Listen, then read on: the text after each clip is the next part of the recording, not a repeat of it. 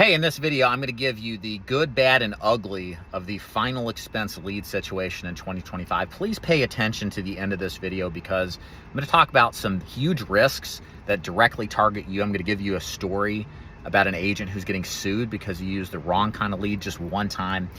It will pay you to watch this to make sure you're doing everything correctly. So what we're going to do is go through all of the most common leads that are being used by final expense agents as of 2025. I'm going to give you my honest reaction and belief in the veracity and the quality of the leads, tell you where they're a good fit and maybe where they're a bad fit, or maybe they're totally a wrong fit. And the bottom line goal here is to help you guys out, whether you're new to the business or experienced, in choosing your leads wisely to optimize your income and to minimize your losses. Number one on the list here is direct mail. You know, direct mail has been really interesting. First of all, it's predominantly focused on the face-to-face agent. Pro tip, never do direct mail if you're doing telesales. Why? Because they're very expensive. Lead pieces go from $45 to $65 a piece, depending on what the lead says. So they're high cost per lead. And then many of those leads actually don't provide some sort of phone number. So that actually raises your actual cost that much more. And then arguably, if you're doing telesales, if you text these leads, there's no, in many cases, express consent to be texted or auto-dialed, etc. And it may be even dubious to call them in the first place. It's probably okay. But there's so many cost issues with it from a telesales standpoint that I would just say avoid it entirely. Other than that, direct mail works very, very well if your main strategy is selling face-to-face. You can door knock these leads, you can show the leads to them, they physically see their signature. All of this is leveraged to get in the door for something that they actually requested. And the conversion rates historically been very good for the good agents. So I like them. There have been some changes to the lead pieces. There is more of the survey style lead, which is again, many agents think is a watered down version of the lead to get more response, but not necessarily at a higher level of quality.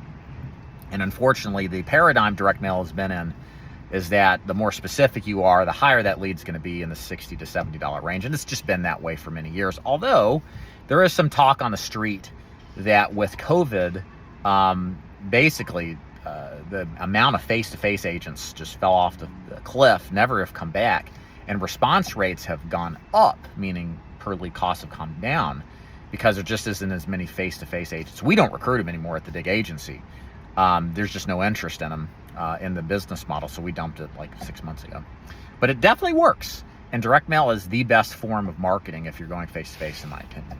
Okay, number two on the list here is Facebook-generated leads. Guys, if you're selling over the phone, my opinion is your primary strategy should be generating leads off of Facebook. Here's why. First of all, you can get them to consent to actually being contacted and create a paper trail. As we'll talk about later, the TCPA lawsuits are getting out of hand. They're targeting you, your uplines, your carriers. These professional litigants are going after everybody. And if you don't have a squeaky clean, compliant lead, then you're toast.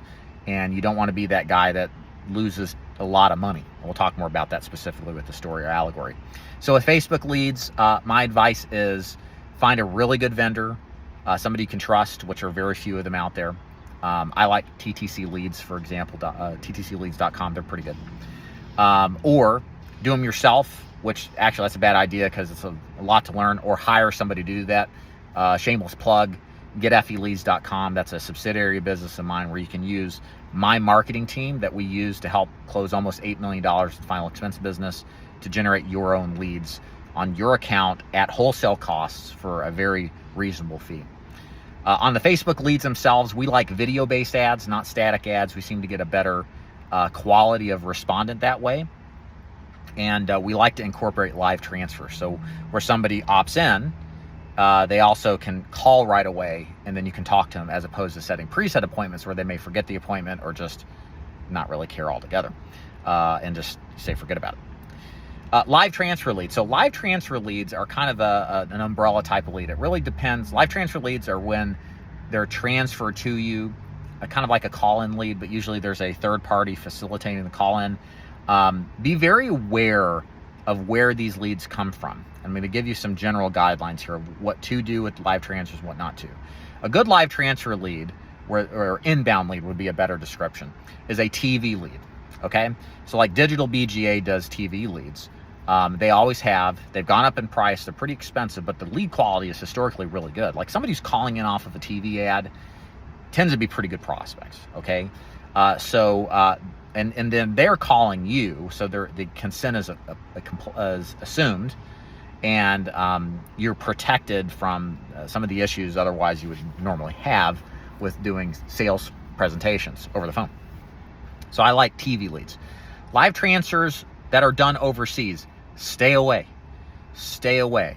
If the call center is in Pakistan, or if the call center is in India, or if the call center is in the Philippines, which is predominantly the 3 major areas where telemarketing takes place, do not do business with these people, okay? I can't tell you how many times that no matter how good it sounds, it ends up screwing the agent, getting in violations for TCPA issues. They end up getting data called on a do not call list. It's never ends well. There's a company that I'm friends with, a competitor, who tracked their data and basically found that these call centers were stealing that data and trading it to other ones. And in their assessment, the only way they could have gotten that is if they basically traded it with each other. So you can't trust these people. Don't do business with these people. You guys won't listen. Some of you out there, you'll have to just get burned. But if you have half a brain, take my advice. Trust me. Along these lines, here's the biggest scam that's going around right now. It's pre-sold final expense leads. So the pitch is this. Hey, we've already sold these clients. We got their information, their budget, health. They got a bank account. They're ready to buy. We'll just transfer them to you. Think about it. Do you think if they had all that information, why would they need you? Why would they need you?